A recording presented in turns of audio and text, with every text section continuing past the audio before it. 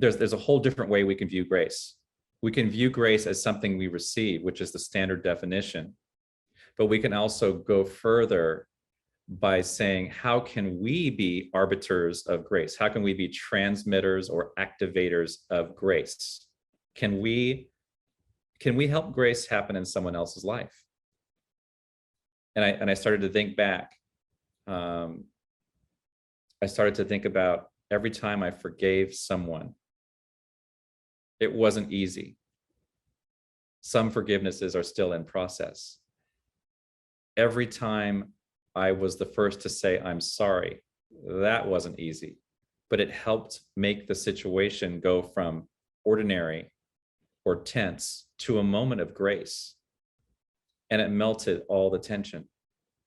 Every time I performed an act of kindness and went out of my way down at Trader Joe's to make a U-turn and go back to where that person was sitting, and I noticed an extra bottle of water in my car or whatever that I handed to that person, regardless of my judgments about, oh, this homeless person, they have brand new shoes and a brand new backpack, they've got a place to stay tonight, but they're out there in the hot sun and I have a bottle of water and they don't. So I'm going to be kind and give what I can.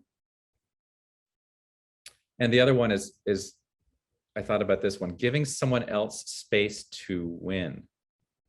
Give someone else space to win. I don't know why I wrote that one down. Maybe it's because we often think that if someone else wins or someone else is right, then we are wrong. That's a way that we can become an activator of grace. I was listening to one of Michael Beckwith's talks last year, and he said, we didn't pick this time to incarnate here randomly. There's a lot of stuff going on in the world right now, right in this very moment.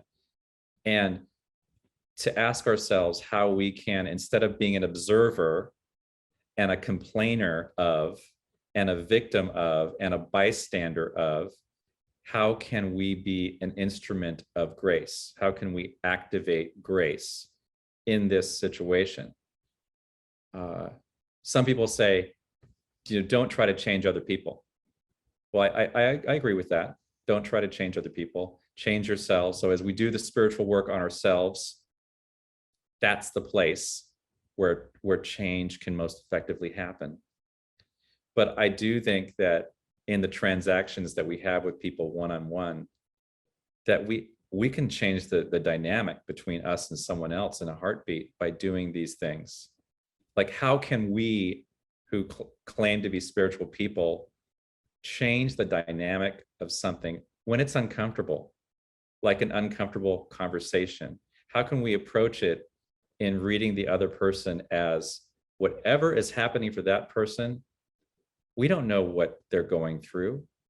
Everything that they're going through, as Reverend David Bruner used to say, whatever that person is doing is appropriate for them in that moment. I'll always remember that. It's appropriate for them in that moment, given what they've gone through. So to put yourself in those shoes is something that you can't really understand. In their shoes is something that you can't really understand. You can't understand everything they've gone through, but somehow you have to reach out, and I think this is what compassion is about, and realize that we're all one. I was talking to someone recently about there's an allegory of two creatures, and they're talking to each other, and they think that they're separate. They think that they're different, and it turns out that they're just different. They're different ends of an earthworm. Okay, they were one all along. They were arguing with themselves all along. And so it is, I think Einstein said something like, our separation is an optical illusion of consciousness. It's just an optical illusion that you and I are separate. Behind our eyes, we're all made up of the same field. I love that. And so that's what we're getting to. I think that's where we're going in society, and especially in Unity San Jose. That's where we want to go in this church, is that more of that awareness of oneness. So that's grace. And I'd like to end with a prayer. So God communicated to you in this life saying, this is not ordinary. This is extraordinary. This is a life of miracles. This is a life where right where you're sitting right now, healing is. Right where you're sitting right now, power and divinity is. And right where you're sitting right now, grace is. Just in time, in small ways and in big ways and in ways that we don't understand yet. So we just have to open our eyes and open our ears and open our hearts to this grace, to be receptive to it, and to be transmitters and activators of grace wherever we go. Just a little bit more each day, just a little bit more. So just as the light gets darker and darker, just a little bit each day, let's get brighter in our spiritual journey, just a little bit more each day. I'm so blessed for this awareness. I'm so grateful for this grace, and so it is.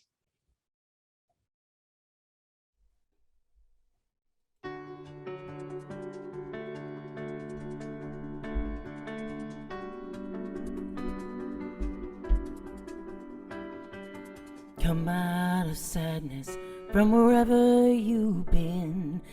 Come broken hearted, let rescue begin. Come find your mercy, oh sinner, come kneel. Earth has no sorrow that heaven can't heal. So lay down your burdens, lay down your shame. All who are broken, lift up your face. Wanderer, come home, you're not too far. So lay down your hurt, lay down your heart, come as you are.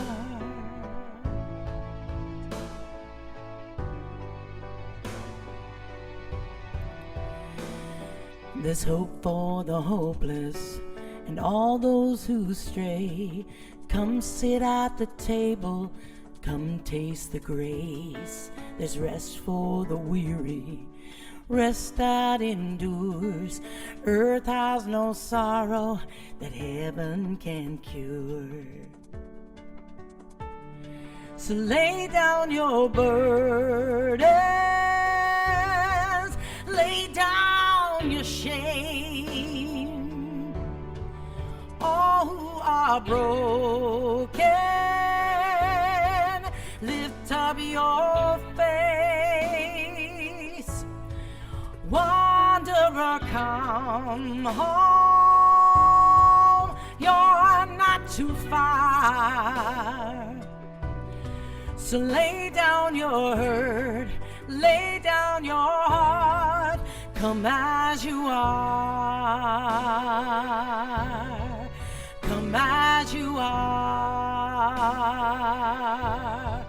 Fall in his arms and come as you are. There's joy for the morning, oh sinner, be still. Earth has no sorrow that heaven can heal. Earth has no sorrow that heaven can heal. So lay down your burdens, lay down your shame. All who are broken, lift up your face. Wanderer, come home,